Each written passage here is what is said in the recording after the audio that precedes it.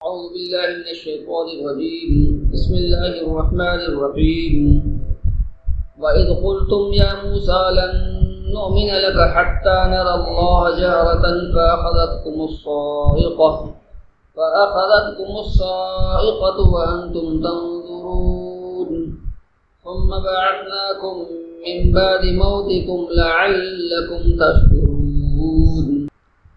اور جب کہا تم نے اے موسیٰ ہم ہرگز ایمان نہیں لے آئیں گے حتیٰ کہ دیکھ لیں اللہ کو، پھر پکڑا تم کو بجلی نے اور تم سب دیکھ رہے گے. ثم بعثناکم پھر زندہ کیا ہم نے تمہیں من بعد موتکم تمہارے مرنے کے بعد لعلکم تشکرون تاکہ تم شکر گزار بن جاؤ. وَإِذْ قُلْتُمْ اور جس وقت کہا تم نے یا موسیٰ اے موسیٰ لن نؤمن ہرگز ہم ایمان نہیں لے آئیں گے حتی نری اللہ یہاں تک کہ اللہ کو ہم دیکھ لیں جہرتاً بظاہر.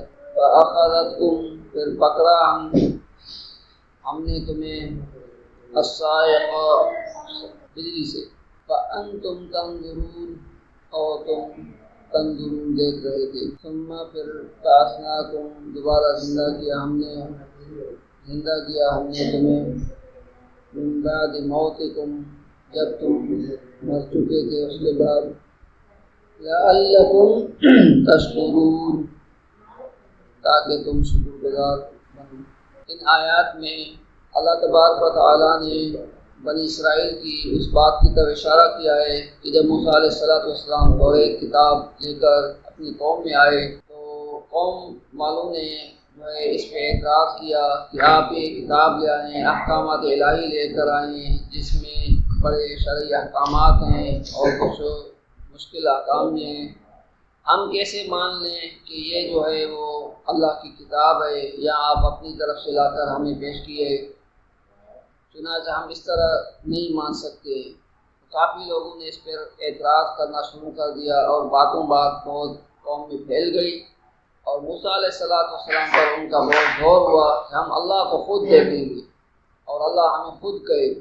موسیٰ علیہ السلام ان لوگوں میں سے 70 لوگوں کو جو ہم نے چن کر دیے ان کو کوہ طور پر لے گئے اور اللہ تبارک و تعالیٰ سے دعا فرمائی. تو جس طرح کوہ طور پر اللہ تعالیٰ کا کلام ہوتا تھا موسیٰ علیہ السلام سے، اسی طرح کلام ہوا اور سب لوگوں نے اس کو سنا.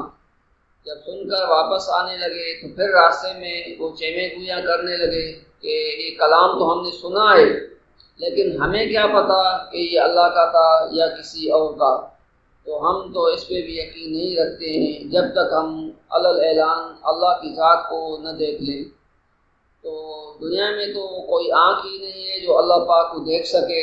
تو اللہ پاک نے جو ہے ان کی اس ایسی گستاخی پر ایک بجلی کی کڑک فرمائی جس سے وہ سارے لوگ جو ہے وہ مر گئے.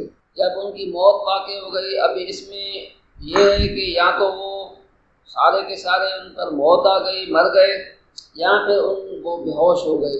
تو اکثر علماء کی رائے ہے کہ وہ مر گئے، فوت ہو گئے، موت آ گئی ان پر.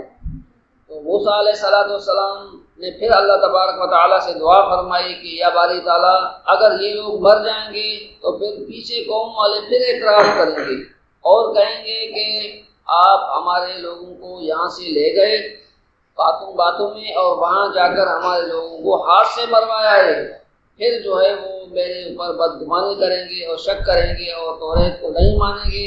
اسی طرح پھر جو ہے وہ قوم میں بگاڑ آ جائے گا. یا باری تعالیٰ ان سب کو آپ زندہ فرمائیں.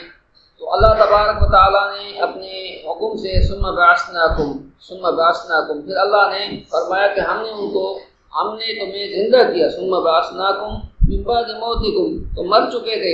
اللہ کی یہ مہربانی ہوئی کہ وہ سارے کے سارے لوگ زندہ ہو گئے اور زندہ ہو کر بیٹھے تاکہ وہ قوم کو جا کر بتائیں کہ ہم اللہ تبارک و تعالیٰ سے ہم کلام ہوئے ہیں یا اللہ کے کلام کو الفاظ میں سنا ہے اور ایک شاہدی اور گواہی ہو جائے.